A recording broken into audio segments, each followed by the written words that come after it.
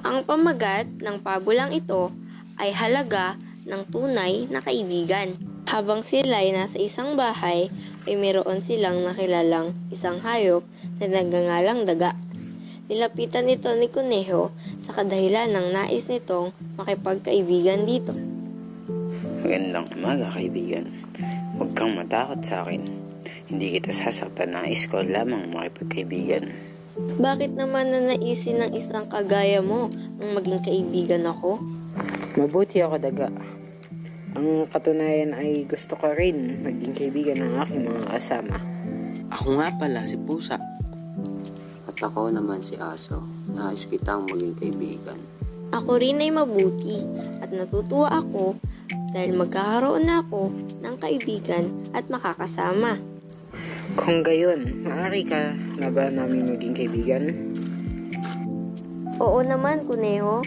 At naging malapit sila sa isa't isa nang nagtagal. Ngunit tila mayroong bagay na makakasira sa pagkakaibigan ng mga ito. Nang si Pusa ay nagkaroon ng tampo kay Daga sa kadahilan ng mas malapit ito sa Aso at Kuneho. Isang araw ay nilapitan ni Daga si Kuneho. Kaibigang Pusa, may problema ba? Sabi ng Daga.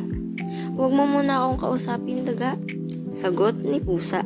Nang araw na iyon din ay pinuntahan ni Pusa sina Aso at Kuneho upang sabihin dito na may galit nga ito kay Daga. Sinang-ayunan ito ni Kuneho at sinabing napapangitan rin ito sa ugali ni Daga. Nang magkita sina Aso, Kuneho at Daga ay nagkwento itong si Kuneho patungkol sa mga sinasabi ni Pusa kay Daga. Habang si Aso ay kasalukuyan lamang na nakikinig. Kaibigan daga, mayroong nabanggit sa amin si Pusa na ikaw raw ay namimili ng kaibigan at sa kanya ay tila ayaw mo raw. Iyan ay walang katotohanan, Kuneho. Hindi ko iyan magagawa sa kanya.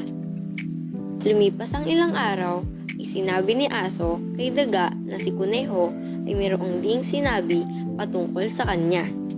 At nang malaman ni Daga ay hindi na muling kinausap nito ang tatlo sapagkat nadala na itong magtiwala. Ang tatlo ay nalungkot dahil tila hindi na sila ganoong kasaya. Paglipas ng 3 araw ay naisipan ni Aso na pag-ayusin ang tatlo. At dahil napagsisihan na nila ang mga padalos-dalos na ilang gawain ay sumang-ayon ng dalawa na puntahan si Daga. Kaibigang Daga, nais namin magkaayos-ayos tayo. Kaibigan, pasensya ka na sa aking mga nasabi nung ikaw ay nakatalikod. Sana'y mapatawad mo ako. Kaibigang daga, sana mapatawad mo rin ako sa pagkakamali ko. Pangako, hindi na mauulit to. Hayaan na natin iyon, mga kaibigan. Pasensya na rin kung hindi ko na kayo kinausap.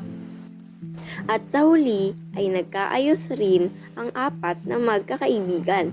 Natutunan nito manghingi ng tawad at magpatawad. Dito na nagtatapos ang pabulang halaga ng tunay na kaibigan.